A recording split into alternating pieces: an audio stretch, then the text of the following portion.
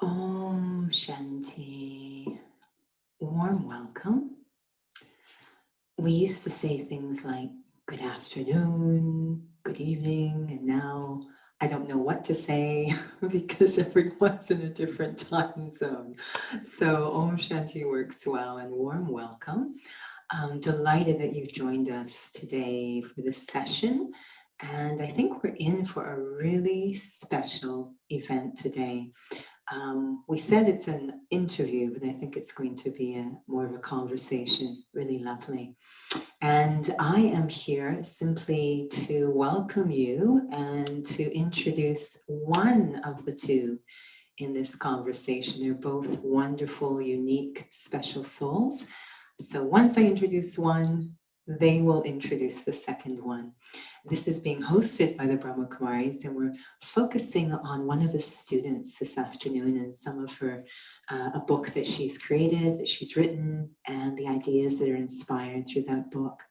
So to interview her, we have a very special soul who's very well suited for the role of interview.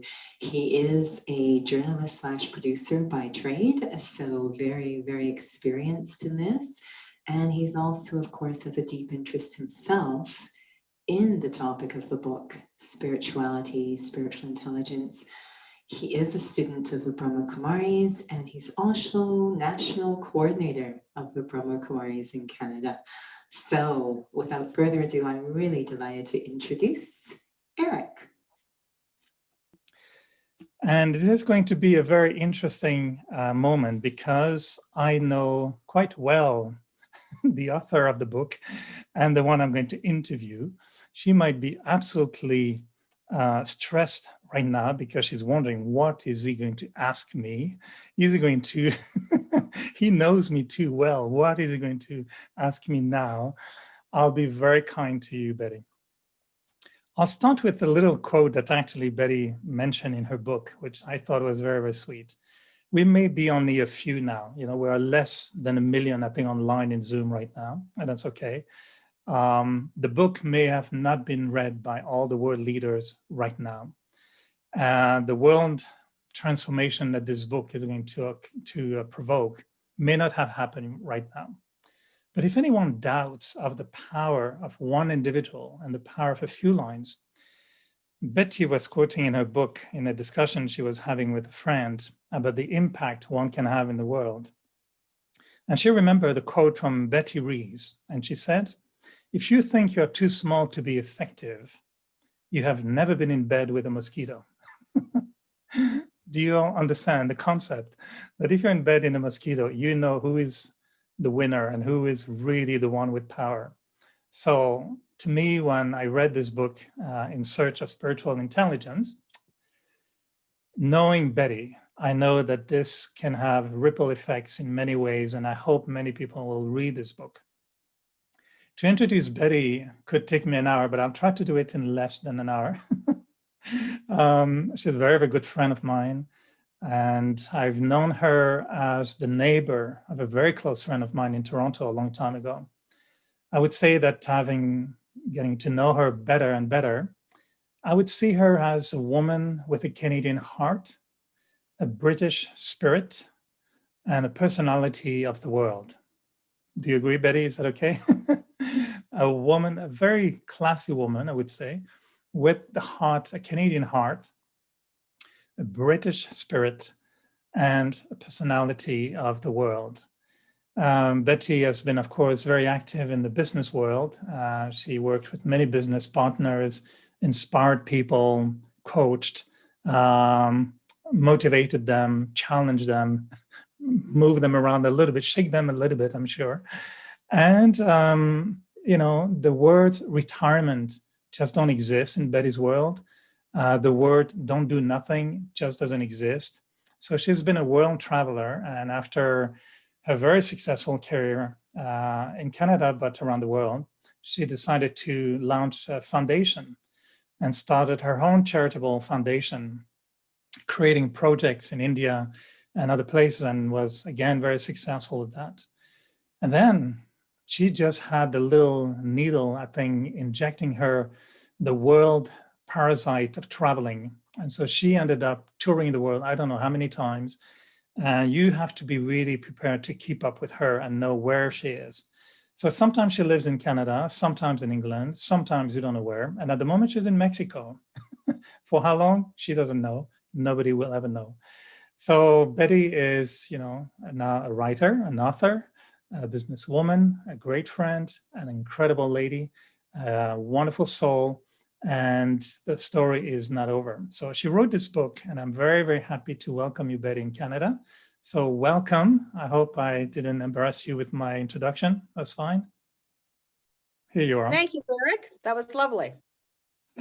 So welcome to Canada. Thank you. Can I you know see you're this is Mexico with the ceiling? right, and you have. Ceiling? I can see where you are. I can guess. It's true. It's not a fake background. So thank you for being wherever you are. I know you have many friends in Canada and many of the centers in Brahma Kumaris. We all know you very well. And the question I think that many will have in their mind is, what happened? How did you ever end up writing a book on spiritual intelligence? What encounter did you get into? What happened that made you write? I could expect a book on business, on your business partners, but why spiritual intelligence? What happened to you? Well, I was in Athens, and I was visiting Sister Gopi from London, who happened to be looking after the Athens Brahma Kumari Center at that point. And we were having tea, and we started to talk about the difference with spiritual intelligence, emotional intelligence, where IQ fits in, et cetera, et cetera. And after having tea, which led into dinner, and this went on for about 5 hours, we talked about what the concept would be in terms of interviewing people from all over the world that I had met in terms of their definition of spiritual intelligence. And I left that meeting and went back to my little hotel and just started to make a list of who I wanted to interview. Half were members of the Brahma Kumaris and half weren't members of the BKs. There were people that I had met in various walks of life. And that's how it happened. It was very, as things happen to me, there's always synergy, and it happened in about the period of 4 hours. Was it important was it important for you to have members of the Brahma Kumaris community and non-members? Yeah, what I was trying to do was develop a bridge, because I think the Brahma Kumaris have a very special role in the world and are a very true spiritual group. And I was trying to bridge it to people that also are not members of the BKs, but also lead a spiritual life in their own way. So I was trying to be a bridge on both sides. So the BKs to understand more what other people are doing in the world, and what other people in the world are kind of understanding a little bit more about the Brahma Kumaris. Because over the years, I've always had so many questions, what is this organization? What are you doing there? Why is it important to you? So I tried to blend both in this particular book. And before we go into the book itself and many of the aspects of the making of the book, I just want to really backward a little bit. I know many who are joining us and who will be seeing this interview later may not know you, and to me, the book is worth, of course, reading, but you are worth knowing. And I think that just an interview on your own journey, on your life, would be in itself, a long interview. You wrote a first book, actually, about your life. So we'll also remind everyone that they can purchase that book as well. I think it was called My Way, right? My Way, yep. And it was a very open book. You were pretty open and honest, revealing many aspects of your life. How would you just summarize your journey, focusing on a spiritual aspect of it? How did you evolve in your spiritual journey, leading you to this point where you started writing this book on spiritual intelligence? I feel that I've led many lives in one. It seems to me that everything has happened to me in my lifetime, and I've had a lot of interesting kind of difficult times in my life, but my spiritual journey started after my divorce. I was in my 40s, And it was my first trip to India. And what happened was the Dalai Lama was a client of mine in Toronto, and he was doing workshops at the University of Toronto. And he was my client for a couple of days. And I thought he was a very humorous man, and he made me laugh, and we had a good time together. We got the workshops done, but I didn't get any kind of spiritual vibe whatsoever. And I had no idea what spirituality was at that point. I had been a dabbler in reading all kinds of self-help books and whatever over the years. So the next morning I was invited to my next door neighbors, and he said, I want you to come. I have a special guest from India. And that happened to be Daddy Janki, who is now passed on from the Brahma Kumaris this year at the tender age of 104. And I walked into Anthony's house, and it was full of a sea of white. All these people were in white saris. I had no idea what was going on. But I sat down on one of the chairs, and Daddy Janki took my hand, and I literally fell apart. I knew that I had met someone extremely special in my life. Even today, when I mention her name, there's kind of shivers going up and down me. And 3 months later, I was on a plane going to India. So that's how it all started, and that was 30 years ago. And I have to And since then, I've been to India 23 times. Yes. 23 times, yeah. And I have to specify, when you went to that gathering, everybody was wearing saris. Women were using saris, and I wasn't. Women wearing saris. Yeah, I wasn't. No, you weren't. You weren't there, I don't think. But you have to remember, when I went into this meeting, I had no idea what I was going into, and I happened to have on a black tracksuit, because I was out gardening, and I just went next door for coffee at 10:30 in the morning, and I felt like the black swan walking into this. So it was a little intimidating, to say the least, and I had no idea what was going on. Well, we know the story of those black swans. They turn into even whiter swans than the diamond ones. So, and Betty, I know that knowing your life in many ways, I think you've been telling me many stories in your life. You've been influential, and what I've always admired about you was how you care about people. You can catch people's sensitivity, where they're at. I've always watched you watching other people, and how you come back afterwards saying, this one, I think this is something that they may relate to. And you're so sharp in catching people's vibes, as you may call it, or spirit. And I know you've been a very influential person, and that's been part of your job, basically, to influence people. Were you yourself influenced by Daddy Janki? Oh, I was absolutely, totally influenced by Daddy Janki. Daddy Janki, I always call my mentor, and I always tell people that she was my mentor for over 30 years. And she was an amazing woman. She was very, very tough. And she always used to tease me because, as many of you know me, I wear a lot of rings. I have bracelets on my hand.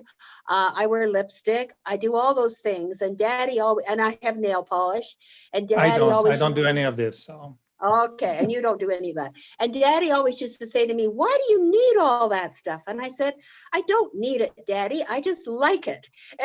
And she and I would have these discussions, and she would just laugh. And then when I decided that I was going to travel, to give everything up and start to travel, I was 70. And I went to Daddy to basically ask her permission. And she said to me, what do you want to do? I said, I want to travel. I'm selling everything, and I just want to get to know people and get to see different cultures, and maybe visit some of the Brahma Kumari centers, and maybe visit other places too. She looked at me and she said, but you're 70. And I said, but Daddy, you're in your 90s and you're still traveling. And she just looked at me and she said, go. So that to me was my permission. That's how young girls giggle together, right? Have fun. Yeah, but she was. I'm keeping in mind. I'm keeping in mind, also, Betty, that translation must be going full speed at the moment, and so keep in mind that we'll try not to accelerate too much in our enthusiasm. My last question to you before we go into the book: what's your relationship with the Brahma Kumaris? I call myself a very close friend. And basically I called myself an associate. And that to me meant that yes, I didn't follow all the rules, but basically I felt very welcome and I felt very happy to have the relationship I had and meet the people I've met. Because what I've said about the BKs is that some of the brightest people I've ever met around the world are Brahma Kumaris. And so I have a lot of respect for that. I think there's a lot of integrity. And it's very interesting for me now because I'm now in a spiritual community in Mexico. And it's founded by a gentleman by the names of James Timon, who is a writer, and he's really a true Renaissance man. And it's interesting to look at the followings of the Brahma Kumaris and the purpose, and also what happens in this organization. And it's really just an outgrowth of exactly the same thing. There's integrity, there's humility, there's caring, there's love. And it's all there, and it's just it's interesting for me because what I learned as being a part of the BKs and still am, I see that it's happening here, but just in a slightly different way. Does that answer your question? Yeah, I know the full answer, and I have to add that knowing you, you're more than an associate because you've been, I consider you also as a very unique student of the Brahma Kumaris because you learn, you grew, you changed, you applied many of the teachings, and I think you've changed tremendously over the last, 30 years I've known you. And the black swan is really shining, has many colors, may not be white, but has many beautiful colors. And it's certainly a very, very inspiring one. And Betty, you've been doing in your life amazing things. And I know you're very humble.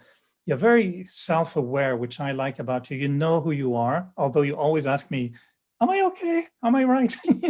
You always want to know if you're completely off track or if you're, kind of grounded. And I always reassure you that you are a brilliant person. You're very, very talented.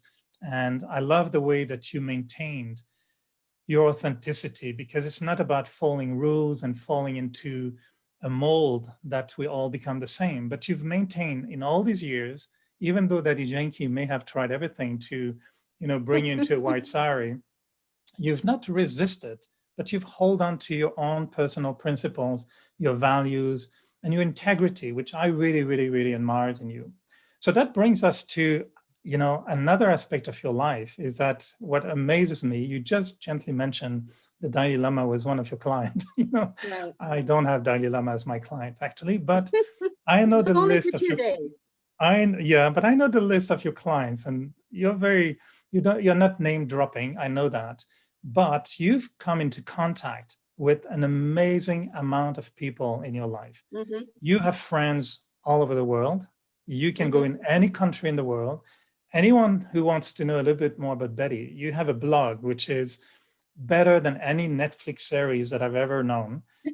You watch your blog, and every month you discover, well, Betty is now in Cyprus. Oh, wow, what are you doing in Cyprus now? And then suddenly exotic pictures of you with this friend and that friend and this place. It's just like the life of a royalty, moving around the whole world. So knowing all these people, how did you come about, or how was your experience of trying to extract from so many good friends of yours this, notion of spiritual intelligence? How did you go around? Well, I had two qualities that I wanted in people that I interviewed. One was humanity and one was humility. So everyone that I chose to interview, and I don't think anyone said no to me. I can't really remember, but I don't think so. Those were my two qualities. And the people were very diverse. I had everything from an actress to writers to business people to, I had a theology, head of the Theology Institute at Princeton, and who's a good friend of mine. He's head of the Church of Scotland. And he said to me when I asked to interview him, he said, what do you want to interview me for? I don't even know what spiritual intelligence is. And this was a top minister, okay? And I said to him, well, I said, just be patient with me and let's work through the hour. And that's what we did. And he has turned out to be a very interesting person because my book has been submitted to the Edinburgh Book Festival. for next summer. So I'm hoping that that happens. And on the application, and Will would interview me the same way as you're interviewing me, Eric, at the book festival. So that would be wonderful. But many, many people. So everyone kind of had those two qualities. And that was very special to me. Did it change, not change, but did it affect or play a little role in your connection with some of these friends? Because you interviewed me, so I remember very well. It was actually, for all those who want to know, it was, where am I here? Right there behind on the table. You're at my Over place. dinner. Over dinner, we had a long conversation, and I thought, I don't know how she can even extract any significant line from it, but you did. And I remember that the conversation we had was pretty intense, and your ability to catch, different ways of expressing deep philosophical concepts. What happened in your connection with individuals? Did any conversation show you another side of an individual you didn't expect, or were they always revealing something you knew about them? How was that connection with those 39 people you interviewed in the book? I think most of the individuals, I always found out something I never knew before, but I knew before the interviews there was something there. I just didn't know what it was. For example, when I interviewed my friend Bryony Bax, you mentioned the mosquito, she used to be an actress, and now she runs a poetry magazine in England. And she really, really doesn't think anything spiritual at all. She says she's not spiritual. She has no use for it. She doesn't have whatever, but she runs a charity looking after children in Africa. She does so much good work. It's unbelievable. But if you said to her, you're spiritual, she would get very upset with you. So I think it depends on where the person's coming from. When I interviewed Brother Nirvai in India, and he told me in the period of an hour so much about his childhood and how he had grown up and his life and his father and his grandfather, etc. I learned so much. And that's what I wanted people to bring out, exactly what they felt. So in the book, we tried to capture all of that. And I tried to be as honest and sincere as I could and value what people were saying to me, because that, to me, people were really letting their hearts out. And it's a very difficult thing to be interviewed and tell your personal life. And some people like to do that and some people don't. So some people were very uncomfortable with talking about their personal life. And I asked 3 questions. I asked for their definition of spiritual intelligence. My second question was, in this world of chaos that we live in, it wasn't quite as chaotic as it is now when I did the interviews last year. How do you feel that, where does spirituality fit in? And the third question was, tell me a little bit about your life, your own spiritual growth. Some people were comfortable about that. And some people I really had to kind of convince that this was a good idea to talk about that. So most people were very forthcoming, though. All right. I want to take you into a little experiment, Betty. We have quite a few people online. Yep. I want to go into now the real content of spiritual intelligence. But before we do that, I want just to remind everyone that if they want to send a little question, they can use the chat box and we will compile the questions. May not be able to answer them all, although sometimes people, sometimes we send all the questions to the interviewed, or how to say, the person interviewed. And in your spare time, Betty, you respond to everybody separately. We'll see if you can do that. But before we also, people can send questions. And before we go into spiritual intelligence, I took from your blog last time, I really liked what I read. And it was something about intelligent versus wise. So it's going to be an introduction to moving from just intelligence to, yes, we can call it wise intelligence, or even spiritual intelligence. But let us enter this world of spiritual intelligence in a meditative mode. And I invite everyone to just, pause for a moment. And I'm going to read to you a few of these lines that I found on your blog. And I found it very, very good to lead us in that theme. Intelligence leads to arguments. Wisdom leads to settlements. Intelligence is power of will. Wisdom is power over will. Intelligence is heat, it burns. Wisdom is warmth, it comforts. Intelligence is pursuit of knowledge, it tires the seeker. Wisdom is pursuit of truth, it inspires the seeker. Intelligence is holding on. Wisdom is letting go. Mm. Intelligence leads you. Wisdom guides you. An intelligent man thinks he knows everything. A wise man knows that there's still something to learn. An intelligent man understands what is being said. A wise man understands what is left unsaid. An intelligent man preaches, a wise man reaches. I just skipped a few so that this serves as a way to invite everyone to go into your blog and see the whole text. But I think it's a beautiful way to enter a world. Where did you go when you started reflecting on spiritual intelligence? What are your personal reflections, change of ideas? What did it bring to you in your own personal reflections? Well, the first thing it brought to me was it brought me out of the closet.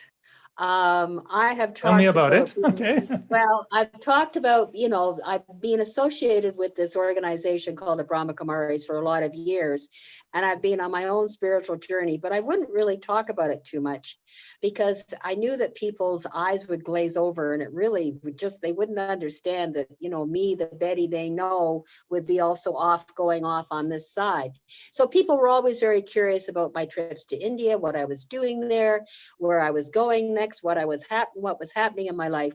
So this book brought me totally out of the closet. So I'm very open about my spiritual life now. I'm very open about my love of God. And until about 8 years ago, I couldn't even mention the word God because I would gag. I lost a child at the age of 1 many years ago, and I blame God for a lot of years for that. I was very angry at God. I didn't understand why they could ever take a little child. And so it's only been in the last 7-8 years where I could say the word God without gagging. And I know in my travels and the way I live my life, I'm totally protected by God because I've been in more scrapes and more whatever. And I somehow always seem to get out, and I travel by myself, and I don't always go to the safest places in the world. So I know that I'm totally protected, and I know that I'm totally looked after. But it took me a long time to fully understand that. So this book has really been the extension of my spiritual life. And also it's taught me acceptance of my spiritual life. And it's also taught me much more about love. And that, loving your fellow human being and loving your fellow man is just so important. And if you have truth in your life, I always say truth is freedom. And to me, I remember I was talking to a friend a few years ago about lying. And I said, if you lie, you have to remember your lies. And that's really difficult. So it's much better to tell the truth. So this book has really brought everything out of me that I have been living with for the last 20 years probably, but haven't admitted to. I don't know if it's a beginning. We'll continue. But I think it's why you quoted in your book also Pilar Quera from Barcelona. Yeah. And it was exactly about this, the labels and who are we? Are we labels? And are we Brahma Kumaris? Are we spiritual? Do we like or know or talk about God? And you quoted her saying, by labeling humanity, we have forgotten what defines us as human beings. We're living visibly as humans without feeling the force of being the divine. So when you talk about coming out of your closet, it's also about revealing your own ability to connect with the divine and talking about it. Yeah, the other thing I'd like to mention, in my book, there's a lady by the name of Claire Dunfrey. And Claire, I met in Australia. We were both rock climbing in Northern Australia many, many years ago. And we lived at a Betty bush was camp rock together for a week. climbing, yes. You've been Rock, hit by a rock, truck. You've I been was rock in my climbing. 50s. I Is was there in anything my you haven't 50s. done? Oh, you're in Okay. 20s. Oh, no, I can was in still my imagine 50s. you doing it now anyway, so. No, I could never get up it. So anyhow, and I met her, and when I asked her to interview for this book, she was very hesitant, and she said, I have to think about this. And she did all this writing, and she was sending me all these drafts of what she was thinking, whatever. And finally she said, I have it. She said, I live my life as the divine would want me to live my life every day. And that's what I hope to achieve, and that's what I'm achieving. And that, to me, in one sentence, just basically said it all. What were the stories that moved you the most, or the encounters that really touched you in the whole journey of writing this book and interviewing these people? Any little insight stories or events that happened? I think that the chapter on the terrorists and the rapists among us, that was something that I dealt with a number of years ago.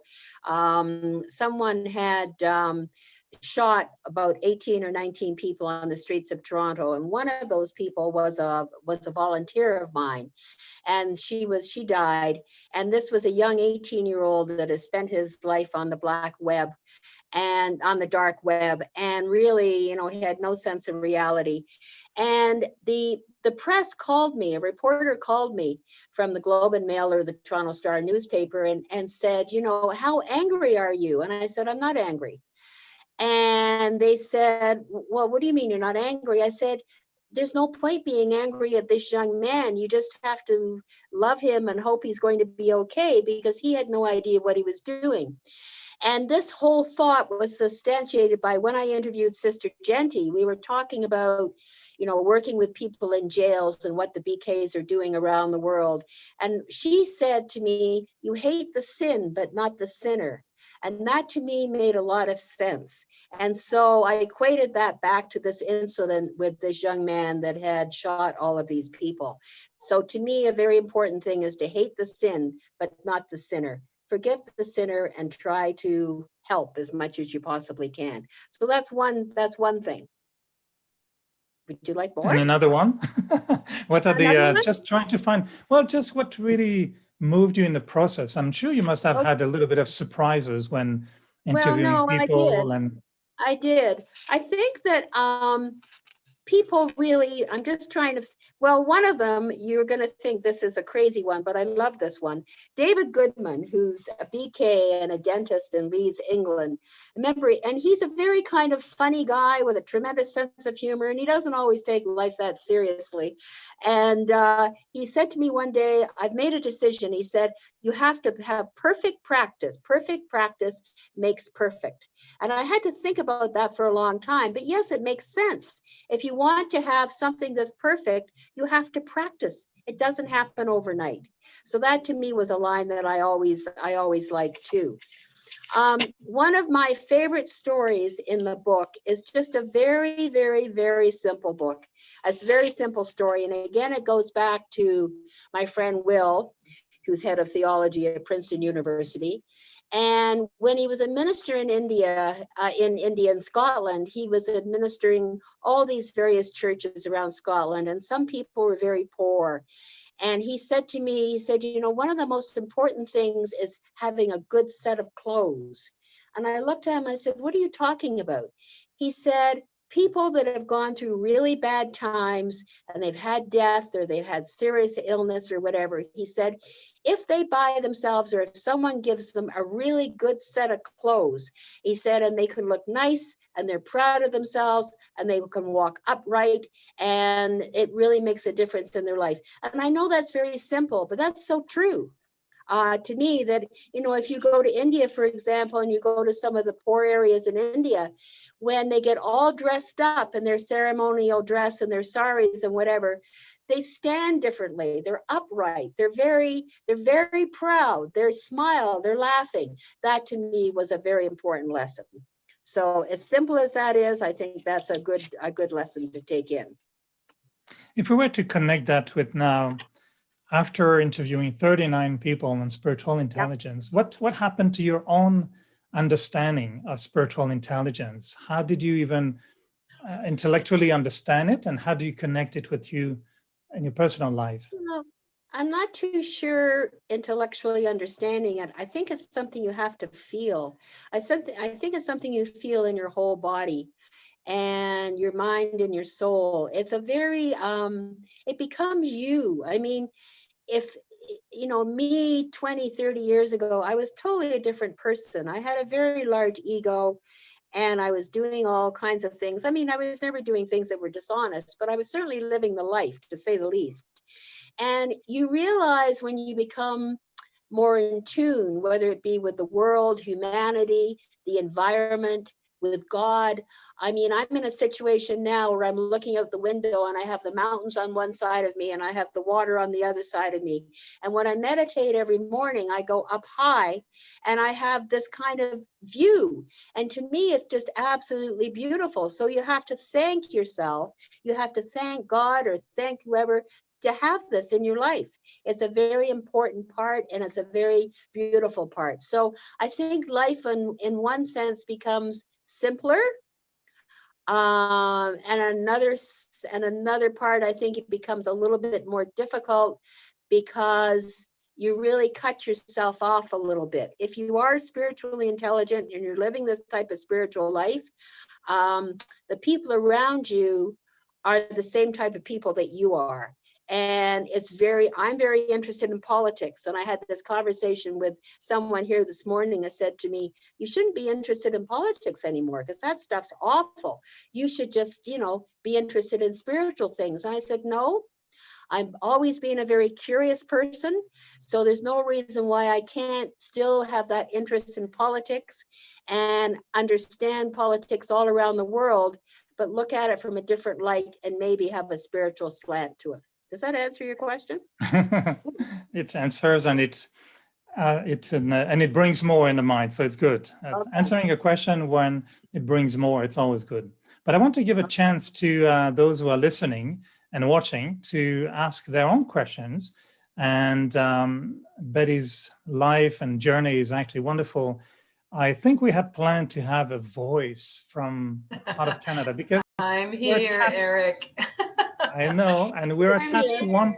We're attached to one little thing here, is that we wanted to bring Canadian together, and so Betty is our glue, our spiritual intelligent glue for this program, because your heart has gone from one end of the country to the other. But also, this is a national program for us in the Brahma Kumaris. And so we have a Judy in Calgary who gently did the introduction, and she will do the closing and the meditation. But there's a voice from Halifax. She lives in a lighthouse somewhere. I don't know where. It's a mystery to me, but I hear her voice when I meditate. And now we're going to hear her voice coming from the ether, asking questions that people wrote to her in just an electronic way that totally escapes my understanding. So Judy, you're here. Do we have questions for Betty? Can I also say about Judy? Judy was also a major mentor in terms of me writing this book. And I lived with Judy in Halifax for a week, and she put me into boot camp every morning and told me to go into her room and write for 2 hours. She was serious. This was tough. So she was very helpful in all of this. So that same Judy has a voice. We're going to hear the voice now asking a question. Hello, nice to see you, Betty. Nice to see you, Eric. And by the way, you were really good in your boot camp. You were very obedient and diligent. I didn't have any choice. Yeah, it was really good. Oh, I see. They're asking me to open my camera. Well, I'm just going to be the voice. She wanted to be a voice only. One of the questions came in about the souls you interviewed, and as you were interviewing them, if you felt a change in them, like if they, through the process of being interviewed, also experienced an insight or a realization themselves, and if you could share that. Yeah, I think some people that I interviewed were very, very nervous about letting so much of their life out. and how I would handle it and how it would be handled in the book. And I think the more they talked and the more we went through the interview, most of the interviews were an hour long. They were very, very comfortable with that. And I tried to honor everything that was said in the best way without changing it and doing strange interpretations or whatever. So I think that the more they talked, the more comfortable they became. And that was true with, I would say, probably 80% of the people I interviewed. Okay, thank you, Betty. And another question, if you could, in essence, summarize, what does spiritual intelligence actually mean? Ah, oh. Well, I think, people ask me the difference between emotional intelligence and spiritual intelligence. I think emotional intelligence is understanding your emotions. I think that's fairly simple, but spiritual intelligence is having an intelligence that's above anything you can really read about or anything you can really understand. So a lot of it is intuition. I find that people that are spiritually intelligent have great intuition, and they pick up the vibe of someone, or they pick up the vibe in a room. And I'm getting much better at that. In fact, I'm getting so good that I'm not too sure it's wise. But anyhow, that's a whole other conversation. But I think it's just understanding that there's something else in life than just what is the simple kind of everyday stuff we deal with, and understanding there's another power in life, and there's stuff that we don't really understand. I mean, if you look at a tree, or if you look at animals, there's so much that we don't understand in this world. And I think this virus has brought that out. In parts of the world I've seen, I'm sure the sky is bluer. I'm sure that things look a lot better, even though a number of people are sick. So I think on one hand, things are going to start to hopefully even themselves out. Does that answer your question? I hope it does for the person who asked. Yes. They can ask another one. Yes, thank you, Betty. Very nice. And there is one more if we have time, Eric. Yes, go ahead. There's a bit of Okay, time. the one more is, how did your spiritual intelligence increase? So you said it just did, but the question came in before. In what way? Is it this intuitive way that you just described? How else would you say your spiritual intelligence increased during this process? I think that I probably always have been fairly spiritual intelligent, but I hid it, and I wasn't comfortable with it, and I didn't trust it. So I think now I trust it more and more and more, and I'm much more open about it. So I think that's about the simplest answer I can give. I would hide it and I wouldn't trust it. I remember I have this psychic, and she's in the book, and Marilyn used to always tell me that I was psychic and I had this in the 11th house and all that kind of stuff. And I didn't believe her, but now I do. And so I think it's brought me out more, that I'm more comfortable with what I feel and what I see. Thank you, Judy. And I also have two questions here that are, I think if we, I can only recommend people to really read this book, because my experience when I read it, and I considered myself fairly articulated in my spirituality, but I learned a lot. And actually I started taking quotes, which I rarely do when I read a book. I don't like to damage the book. So I rewrote by hand the quotes. And when I reached page 40, I realized I would end up rewriting the whole book. So I stopped writing quotes and I said, well, I have the book. And if I need to re-dig into idea, it's very fascinating, because the 39 people you interviewed really have a very, very broad way of thinking. It's not a mono, book. It's really more than stereo. It's an orchestra. So if people want to go really into the depth of spiritual intelligence, I really, really invite everyone to read this book. And we have our very dear teacher, Sister Genty in London, who really was very, very generous. Many names that you will recognize from the Brahma Kumaris community. And it was really, really lovely. But now just a little quick practical aspect of the book is, someone asked, how do you hope the book will be used? How do you think what is your hope about this book? I think that, people don't necessarily have to read the whole thing. It would be lovely if they did, but if you can't, what's happening with the book? I mean, I presented it here the first week I was here in this community 3 weeks ago, and I gave a copy of the book to the community, and people are reading it. But they're opening up the chapters, and they're saying, okay, I'd like to read this chapter about ego, or I'd like to read this chapter about fear.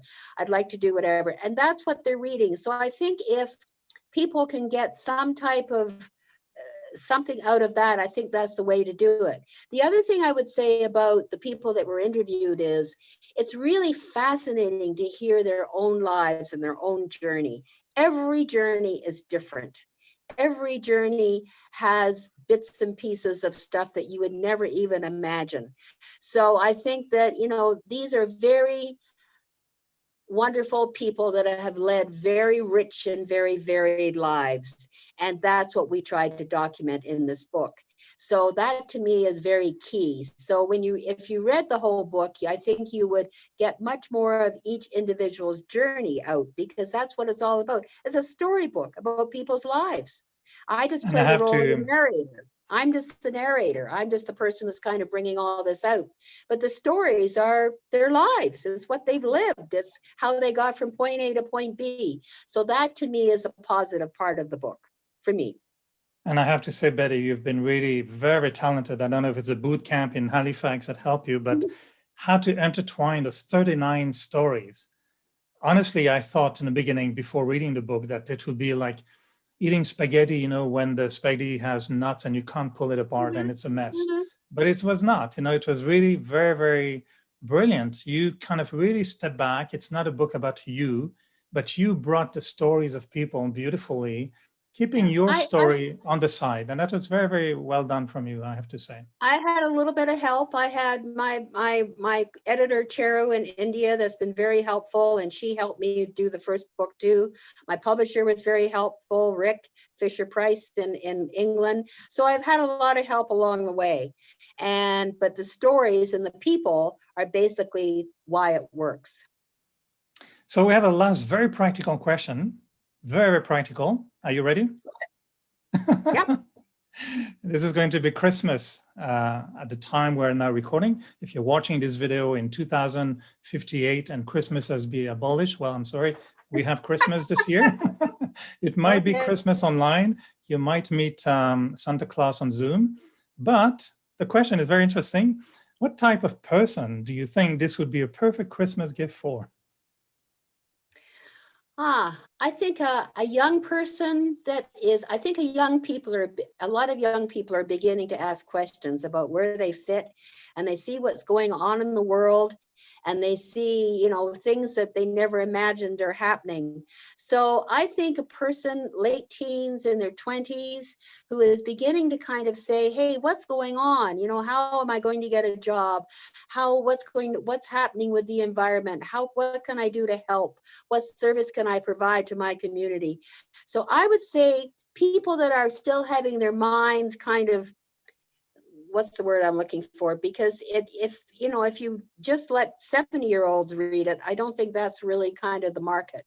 But I think people that are beginning to kind of ask some questions about their own life and where they fit, and they see such a change in life. I mean, when I look at my grandkids, they're having difficult times because they just don't know. School isn't operating, university isn't operating, they don't know where they're going to get a job, they don't know what's going to happen.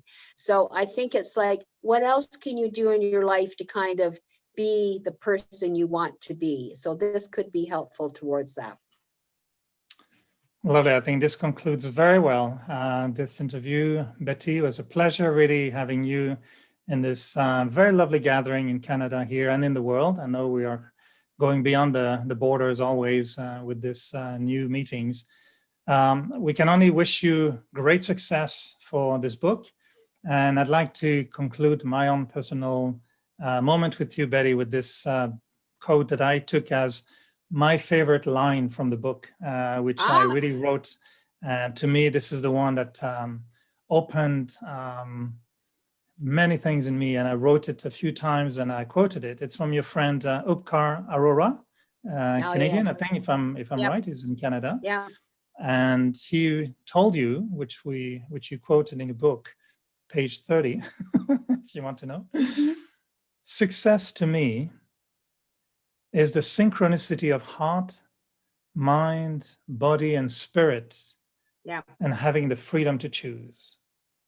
So success to me is a synchronicity of heart, mind, body, and spirit, and having the freedom to choose. I wish you a lot of success, Betty. Thank you for being with Thank us. you.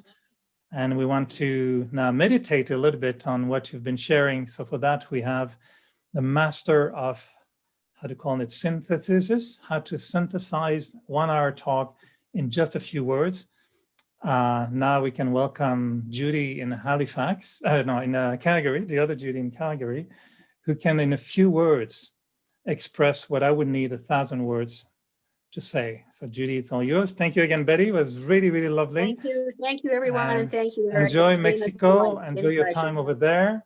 You're a brilliant friend, a brilliant woman, a brilliant soul. Your flame of the soul is beautiful in you.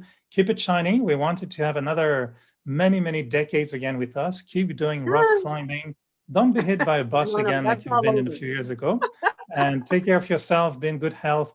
Thank you for joining us. And stay on. We're going to have a short meditation now together to just bring the icing on the cake and the little cherry Thank you. at the end.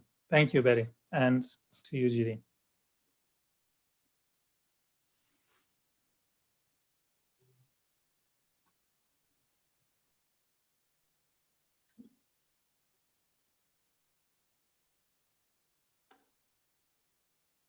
As I sit here, I'm aware these are very challenging times, perhaps confusing times, even frightening times.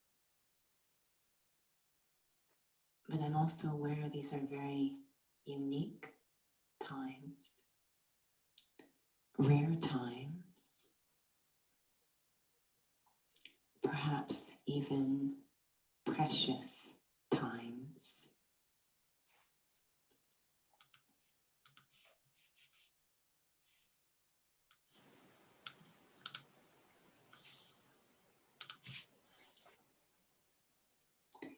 In ancient times,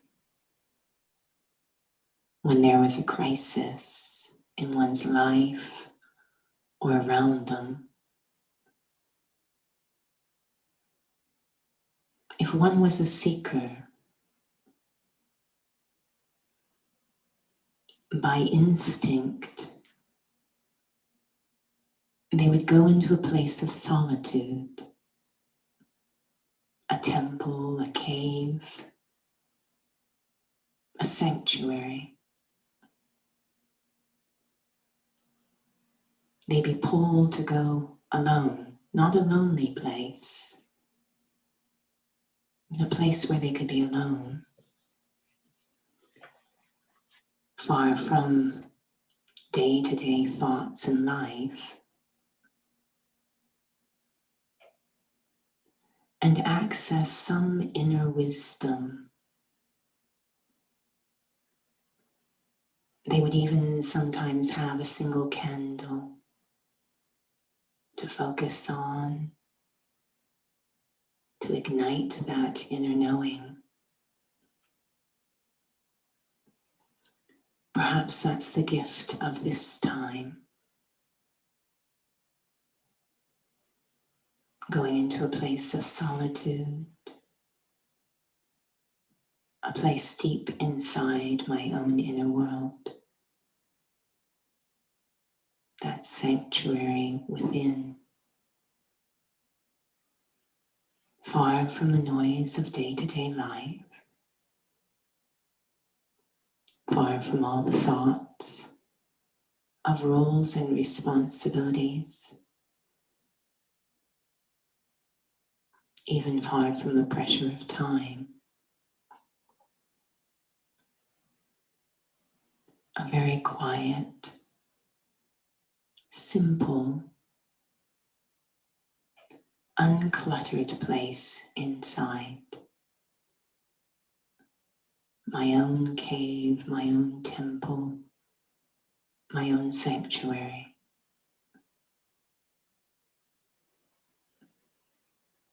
A place where that inner wisdom can emerge in the silence. Even imagining a single candle, a single spark of light in that quiet space. Not forcing or imagining, just waiting, trusting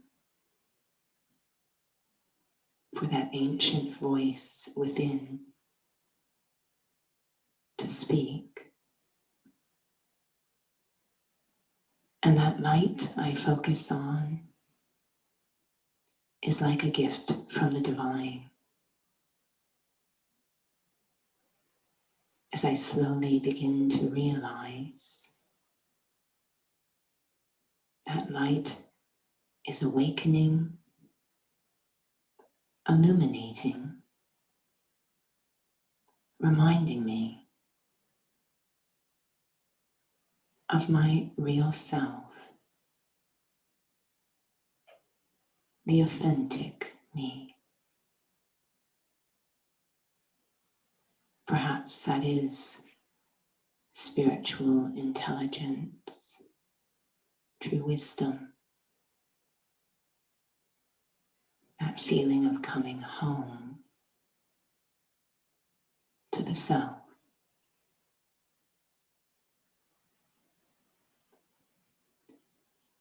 Om Shanti.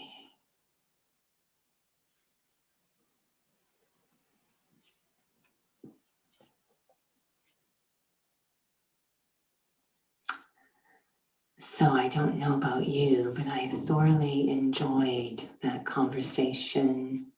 I was, of course, paying attention to everything being shared, but on another level, I was appreciating this exchange between two authentic beings, and you can't help but fall in love with them both. So I kept thinking, maybe we should do this again. So we'll see. But what wasn't mentioned, which is really important, is I do feel this is a very relevant gift for the times. And yes, young people searching for that anchor, that meaning, but I know so many people of so many ages that are trying to make sense of what's going on and trying to find an anchor, some sort of stability amidst this hurricane of change. So if you want to access this book, or you know someone who could really benefit from the book, it is quite rich and full. I know it's available on Amazon and on Kobo. And you can always write to the NC office if you want details on that. So definitely it's available. And I think all of us send a big wave of appreciation to Betty for being so available and so open. I know that is Betty. She is open. So it's not really unusual. We can't even say open. It was just being herself, but being very open, extremely engaging, thought-provoking. And I look forward to the next time we connect. And I thank you all for joining as well. So this is the conclusion. I can't believe an hour went by. What happened? Spiritual intelligence moves at the speed of light. That's what happened. So we'll just take one more second of silence to sign off. Om Shanti.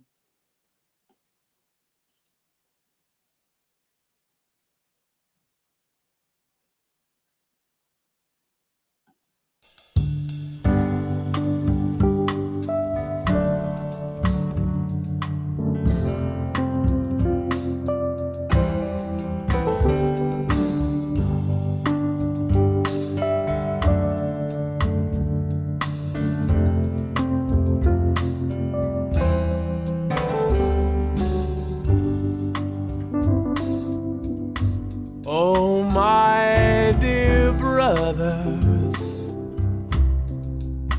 my dear sisters, gather round and let me tell you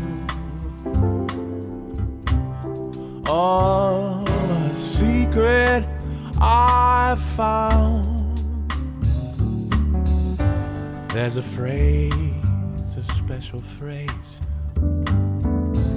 that reveals an amazing grace, and it speaks of a love and a peace beyond time and space.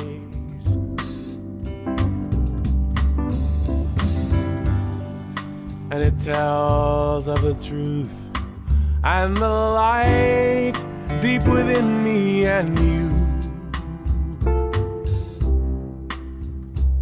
So I share it with you so that you may know it too.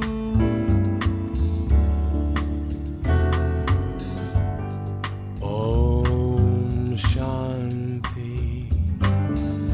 I am a being of peace.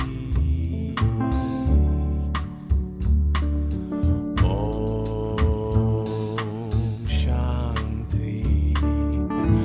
I am a being of silence.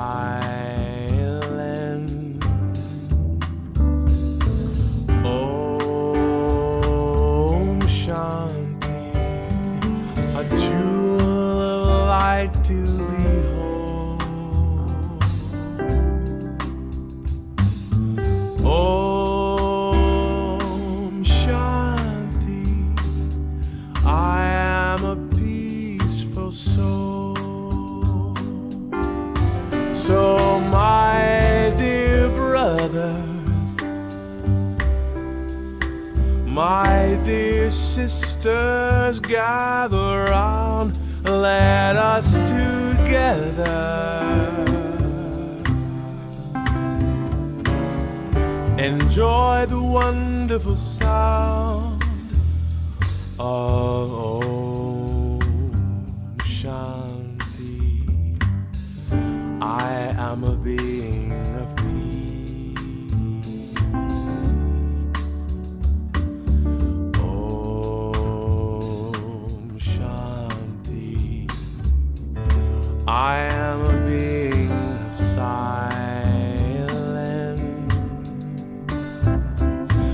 Om Shanti. A jewel of light to behold.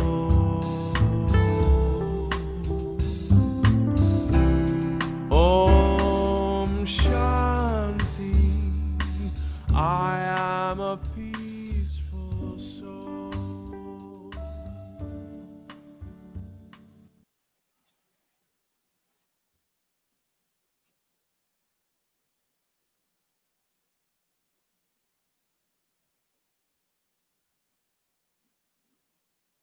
Again, join me in thanking Betty, Eric, Judy J, and of course, translation, I believe, was Joanne. So thank you all so much. Until we meet again, online, wherever. Bye-bye. A big hug back.